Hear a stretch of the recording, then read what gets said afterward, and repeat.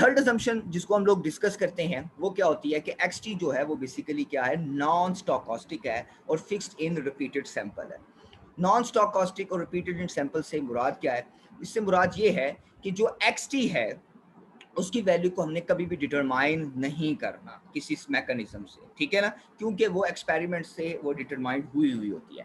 हमारा फोकस जो होता है वो किस पे होता है? हम लोगों ने ओएलएस रिग्रेशंस के अंदर डिपेंडेंट वेरिएबल की वैल्यू को डिटरमाइन करना होता है। जो हमारे पास वाई टी होती है उसकी वैल्यू को हमने डिटरमाइन करना होता है, हमने एक्स टी की वैल्यू को डिटरमाइन नहीं करना होता, क्योंकि वो जो वैल्यू होती है जितनी दफ़ा भी आप सैंपल में उसे यूज़ करेंगे तो वो वैल्यू सेम होगी, लेकिन वाई टी की वैल्यू जो होगी वो हर वक्त O L S regression estimate करने से वो क्या होगी, वो वैल्यू एस्टिमेट होगी। ओके, सपोज मैं आपके सामने आपके सामने ये दिखा देते हैं, इस असम्पशंस को भी हम देख लेते हैं। ये असम्पशन भी बड़ी वो है, आसान सी है। यानी कि अगर सपोज मैं एस्टिमेट करता हूँ y space c space x, okay, y space c space x, जी, मैंने जब ये एंटर किया तो मेरे पास ये रिजल्ट्स आ रहे हैं Y space c space x के, जो आपके सामने डिस्प्ले हो रहे हैं। ओके, मैं इसके प्रोसीजर में जाता हूँ, सॉरी यहाँ पर जाता हूँ, व्यू में जाता हूँ,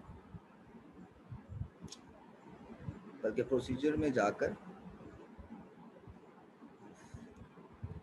ओके, व्यू में जाकर एक्चुअल और फिटेड रेजिडुअल, एक्चुअल और रिफिटेड रेजिडुअल, यानी कि आपने एस्टिमेट की इक्वेशन को व्यू में गए, एक्चुअल और फिटेड रेजिडुअल में जाकर एक्चुअल और फिटेड रेजिडुअल टेबल बनाया।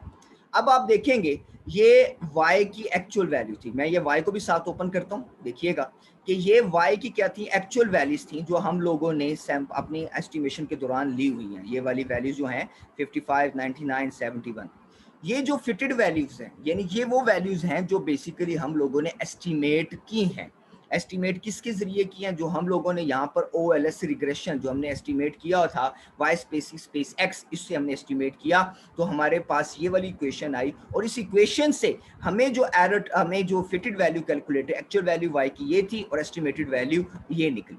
ओके, अब यहाँ पर आपकी वाई एस्टिमेट होती है, आपका एक्स एस्टिमेट नहीं होता है, क्योंकि एक्स को आप जब भी आप एस्टिमेशन के लिए यूज करेंगे तो वो रिपीटेड होगा, वो सेम सैंपल होगा, उसको बार बार आप यूज करेंगे। ठीक है, अब सपोज जैसे मसलन इसको मैं फ्रीज कर देता हूँ, मैं आपके सामने इसको यहाँ पे रख लेता हूँ।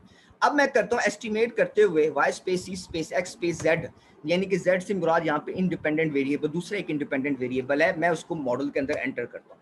जैसे मैं एंटर करूंगा मेरे पास अब जो इक्वेशन एस्टिमेट होगी वो दो इंडिपेंडेंट वेरिएबल्स की वैल्यूज के ऊपर एस्टिमेट हो रही है, जिसका नाम एक्स है और दूसरे का नाम है जेड है।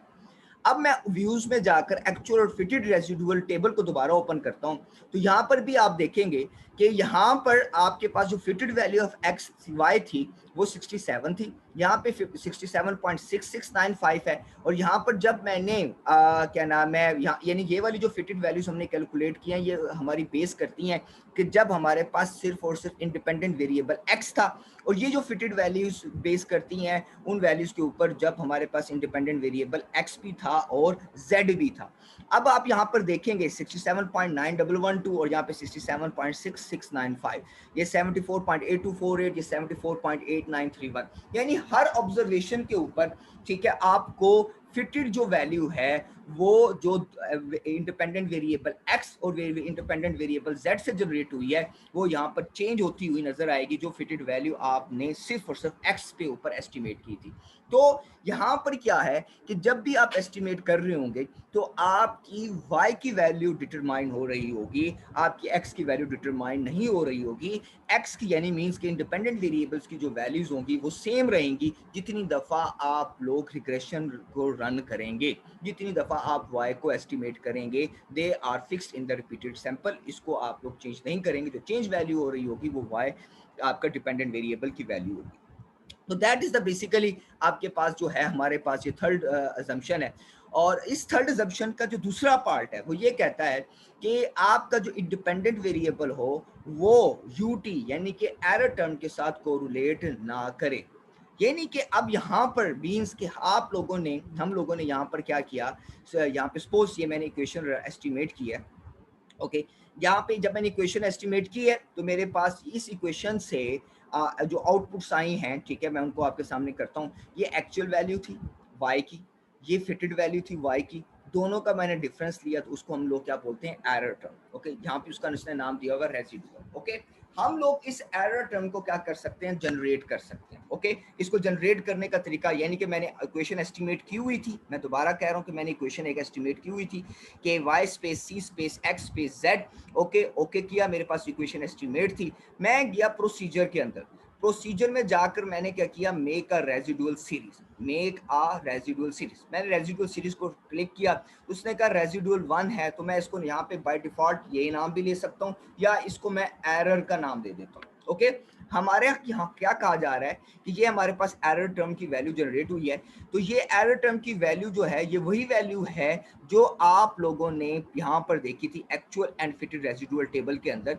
आप इन एरर टर्म की वैल्यूज को, इन एरर टर्म्स की वैल्यूज को देखेंगे तो दे आर सेम, यानी -12.212, -12.12, 24.70, 24.70। ओके, ये हमारे पास बेसिकली इक्वेशन एस्टिमेट हुई है।